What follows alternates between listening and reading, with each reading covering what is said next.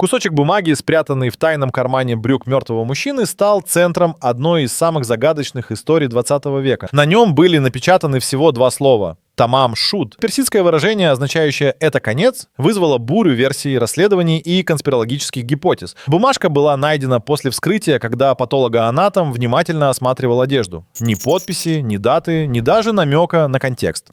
Только эти два слова. Словно прощальная записка или предупреждение. Спустя несколько дней полиция нашла, откуда была вырвана эта фраза, из редкого издания Марубаят Омара Хайяма. Книга сама по себе философская, часто размышляет о жизни и смерти. Но как она связана с погибшим? И почему он носил этот клочок с собой? С этого момента дело перестало быть обычным и стало международной головоломкой. Тамам шуд стали печатать на первых полосах газет. Что это? Последняя мысль умершего. Зашифрованный код или чья-то игра?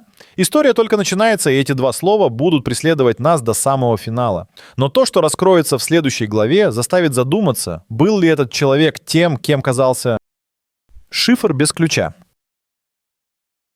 Когда следствие обнаружило книгу, из которой была вырвана записка «Тамам шуд», это дало надежду. Но вместо ответов книга принесла новую головоломку. На одном из ее форзацев был найден загадочный шифр, строки из букв, сгруппированных по странным паттернам. Некоторые буквы повторялись, между ними были интервалы. На первый взгляд, бессмысленный набор. Но полицейские тут же поняли, это может быть ключ к разгадке. Шифр отправили в криптографическое отделение. Специалисты анализировали его на предмет совпадений с известными кодировками, сравнивали с морзянкой, с простыми подстановками, искали закономерности. Даже обращались за помощью к военным, имеющим опыт дешифровки немецких и японских кодов времен Второй мировой. Однако ни один из методов не дал результата. Не хватало главного — контекста. Что означают эти буквы? Это инициалы, координаты или просто отвлекающий маневр? До сих пор этот шифр остается нераскрытым. Он как немой свидетель, застывший в книге, ставший частью дела, которое десятилетиями тревожит умы. И каждый, кто смотрит на эти строки, задается вопросом, неужели ответ так близко и в то же время недостижим?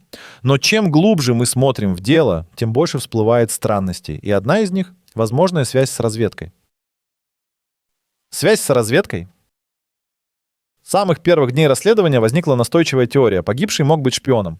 И чем больше появлялось фактов, тем труднее было ее игнорировать. Ни имени, ни документов, одежда с удаленными ярлыками, необычный шифр и фраза «Тамам шуд» — все это напоминало почерк разведывательных операций. Австралия в послевоенные годы была полем интересов многих спецслужб. СССР, США, Британия — все активно работали в регионе. Идея о том, что погибший был агентом одной из стран, подкреплялась стилем его одежды: европейский крой, качественные туфли, манеры. Он выглядел как человек, привыкший к международным поездкам и скрытности. В пользу этой версии говорили и особенности найденной книги. В ней были телефонные номера, зашифрованные пометки. Следователи вышли на женщину, которая якобы знала погибшего. И она, по некоторым данным, тоже могла быть связана с армией. Слухи разрослись. Пресса намекала на советскую разведку, британские службы отрицали участие. Но прямых доказательств никто не представил. Мог ли он быть шпионом или все это совпадение? Пока одни спорили, тело продолжало хранить молчание, но место, где его нашли, рассказало куда больше, чем ожидали. Тело на пляже. Утром 2 декабря 1948 года на пляже Сомертон в Аделаиде прохожие заметили нечто странное. Мужчина средних лет в деловом костюме сидел, прислонившись к каменной стенке. На первый взгляд он просто спал, но при приближении стало ясно — он мертв. Полиция прибыла быстро. Осмотр показал странности. У мужчины не было обуви, карманы аккуратно вывернуты, а ярлыки на всей одежде срезаны. Он был чисто выбрит, ухожен. Не было следов борьбы или крови. Патологоанатом отметил, что причиной смерти, вероятно, стало отравление. Но ни яда, ни уколов, ни остатков вещества не нашли. Все выглядело аккуратно, почти театрально. Поза, в которой он сидел, будто постановочная. Рядом не было никаких следов человека, который мог бы его туда притащить. Уровень воды в то утро не достигал тела, значит, он был там минимум с полуночи. Но никто ничего не слышал. Это место, открытое, но в то же время уединенное, добавило загадочности. Кто привел его туда? Или он пришел сам? Почему выбрал именно этот пляж? В кармане был странный карман для часов, за которым позже нашли вырезку «Тамам шуд». Но пока никто не знал об этом. Все только начинали осознавать. Дело непростое. А личность мужчины еще более странная. Никакой личности. Первые дни после обнаружения тела были критичны. Полиция надеялась, кто-то узнает мужчину. Газеты публиковали фото, описание. но ни одного отклика. Тогда начали искать зацепки глубже. Сняли отпечатки пальцев, не совпали ни с одной базой Австралии, Британии или США. Проверили зубную карту. Та же история. Вещи, найденные при нем, были обезличены, ни монет, ни бумаг, ни записей. Даже пуговицы заменены. Одежда была сшита по европейским стандартам, но без единой метки бренда или ателье. Все выглядело так, будто кто-то специально убрал любую возможность опознания. Его внешность обычная, европейская, рост средний, тело в хорошей форме, он мог быть кем угодно. Банковского служащего до военного. Но никто не заявил о пропаже. Спустя неделю у следователей не было даже имени. Он стал Сомертон человеком. Его похоронили без опознания, а личность оставалась тайной десятилетиями. Лишь в последние годы, благодаря новейшим ДНК-технологиям, удалось начать распутывать узел. Но тогда, в 48-м, это казалось невозможным. И вдруг в дело вмешалась неожиданная находка. Старая книга, связанная с телом. Книга, которой не было. Через несколько дней после того, как пресса опубликовала информацию о находке записки Тамам Шут, в полицию обратился мужчина. Он сообщил, что в его машине, припаркованной у дома, внезапно появилась книга. Кто-то будто бросил ее через открытое окно. Книга оказалась редким изданием Рубаят Омара Хайяма, и именно из нее была вырвана страница с той самой фразой. При осмотре форзаца следователи нашли две странности. Первая — карандашные надписи в виде буквенного кода. Вторая — номер телефона, выведенный аккуратно сбоку. Это дало следствию неожиданный рывок. Телефон принадлежал женщине по имени Джо Томпсон, проживавшей всего в нескольких кварталах от пляжа Сомертон. Женщина утверждала, что книгу не видела и мужчину не знала. Однако, по словам полицейских, когда ей показали фотографию погибшего, она едва заметно изменилась в лице. Ее реакция осталась зафиксирована в материалах дела, но формальных признаний она не дала. Книга же стала важнейшим звеном во всей цепи. Она объединила тело, шифр и возможную свидетельницу. Следователи пытались установить, кому на самом деле принадлежала эта книга, но никаких отпечатков или отметок не нашли. С этого момента в дело вступают личные связи. За шифрами и уликами начали проступать человеческие чувства, и одной из центральных фигур стала та самая Джо Томпсон. Свидетели в тени. Среди материалов дела оказались показания людей, которые видели подозрительных личностей в районе Сомертон в дни, предшествовавшие находке тела. Один таксист утверждал, что подвозил мужчину, схожего по описанию с погибшим, до вокзала. Он якобы держал в руках черный чемодан.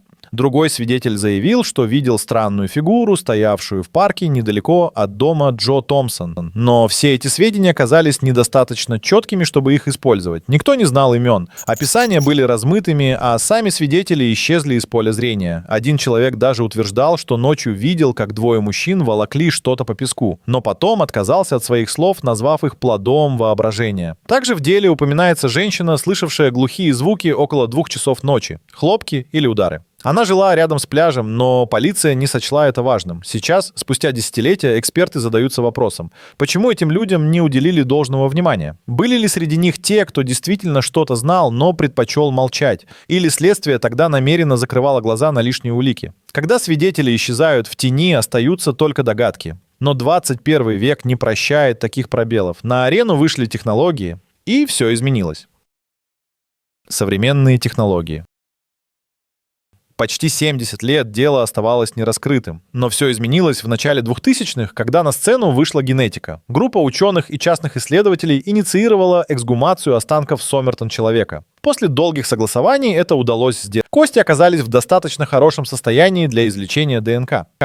Полученный образец загрузили в генеалогические базы данных, такие, где миллионы людей по всему миру размещают свои профили ради поиска родственников. На это ушли месяцы. Были сотни частичных совпадений, но только одно направление привело к реальному результату. Специалисты сузили круг поиска до семьи Уэбб, жившей в Мельбурне. Там и обнаружили запись о Карле Уэббе, который исчез примерно в то же время, когда на пляже нашли тело. Его родственники предоставили образцы ДНК, и совпадение подтвердилось. После десятилетий неизвестности личность была раскрыта. Карл Уэбб, инженер-электрик, возможно, увлеченный химией, жил в отдалении от семьи и был практически забыт. Но даже с именем в руках остался важнейший вопрос. Что именно произошло с ним в Аделаиде? Это было убийство, несчастный случай или что-то совсем другое? Версии звучали на протяжении десятилетий. Сейчас пришло время взвесить их на весах фактов. Ключевые версии. С раскрытием имени Карла Уэбба следствие вновь вернулось к 4 основным версиям. Это было убийство, несчастный случай или что-то совсем другое. Казалось логичной на первый взгляд, но ни одна не давала стопроцентного объяснения. Версия убийства опиралась на странности, удаленные ярлыки, отсутствие документов, зашифрованные записи, но не было следов борьбы, ни яда, ни улик. Все указывало на преднамеренную изоляцию тела от любых идентификаторов. Но зачем? Самоубийство тоже не подтверждено. Не нашли предсмертной записки, не было личных мотивов. Известно лишь, что Карл мог переживать личные трудности, но не оставил признаков депрессии. Несчастный случай — еще одна гипотеза. Он мог принять вещество, не рассчитав дозировку. Или у него был редкий приступ. Но в таком случае кто избавился от всех документов? Шпионаж до сих пор будоражит умы, но никаких записей, подтверждающих связь Карла с разведкой, не найдено. Все слухи строились на догадках. Именно отсутствие ключевых доказательств делает дело уникальным. Оно сочетает в себе факты, которые не складываются в одну линию. Прежде чем поставить точку, нужно развенчать все мифы, которые мешали следствию на протяжении десятилетий. Разрушенные мифы. С момента обнаружения тела в 1948 году вокруг дела возникло множество мифов. Некоторые стали почти легендами, передаваемыми из уст в уста, особенно в австралийской прессе. Один из самых популярных — якобы на теле были следы редкого яда, который невозможно было обнаружить, но современные эксперты, пересмотрев отчеты, не нашли ни одного доказательства в пользу этой теории. Другой миф, будто у мужчины были необычные особенности строения тела. Редкий тип ушей, уникальный разрез зрачков. Однако после проведения повторной экспертизы выяснилось, что уши Карла Уэбба были обычными, а зрачки — без особенностей. Эти данные искажаются в статьях даже сейчас. Также распространялся слух, что погибший мог быть связан с таинственным международным заговором, связанным с биологическим оружием. Но ни в одном архиве, ни в Австралии, ни за рубежом не было зафиксировано таких сведений. Этот миф появился в годы Холодной войны, когда страх перед тайными операциями достигал апогея. Фантазии подпитывали массовую культуру. История Сомертон человека вдохновила авторов книг, документальных фильмов и даже телешоу. Некоторые из них настолько драматизировали события, что зрители принимали вымысел за правду.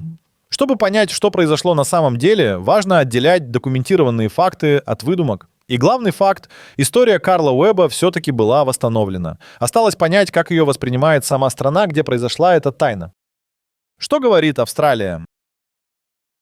Австралийские власти долго избегали громких заявлений о деле Сомертон человека. В 40-х и 50-х годах расследование велось стандартными методами, но отсутствие улик и невозможность установить личность парализовали прогресс. Когда в СМИ начали циркулировать теории о шпионаже, официальные лица предпочли не вмешиваться, возможно, чтобы избежать политических осложнений. Лишь в 21 веке, когда была эксгумирована могила Сомертон человека, внимание общественности и государства снова сосредоточилось на этом деле.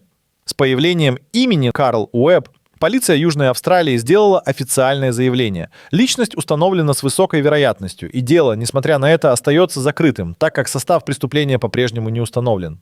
Австралийская общественность отреагировала с интересом. СМИ посвятили множество сюжетов теме, ученые провели лекции, а в архивах были организованы выставки. Появились статьи, интервью, документальные фильмы. Некоторые депутаты даже предлагали увековечить дело памятной доской или отдельной секцией в музее. Теперь остается сделать главное — собрать все факты и попытаться понять, почему этот человек ушел из жизни в такой тайне. Тайна в цифрах.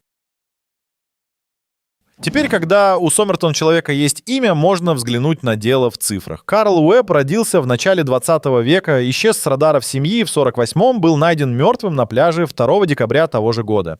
74 года его личность оставалась неизвестной. Только в 22 веке, благодаря ДНК, удалось установить, кто он. Более 50 экспертов, десятки историков, журналистов и энтузиастов пытались раскрыть тайну. Тысячи страниц отчетов, сотни газетных статей, десятки телеэфиров — все было потрачено на то, чтобы понять, кто он, откуда и почему погиб. Он был инженером-электриком, интересовался поэзией и химией, возможно, испытывал психологическое давление. Его связь с Джо Томпсон остается неподтвержденной, но ДНК-совпадения с ее потомками говорят о возможной семейной линии. Он умер без следов насилия, но и без объяснений. Ни записки, ни адреса, ни просьбы о помощи. Только шифр, бумажка и молчание. Сегодня на его могиле уже есть имя. И хотя причины его смерти мы, возможно, никогда не узнаем, история Карла Уэбба — это пример того, как тайна может пережить эпохи. И как технологии, память и настойчивость способны вернуть голос тем, кто молчал десятилетиями.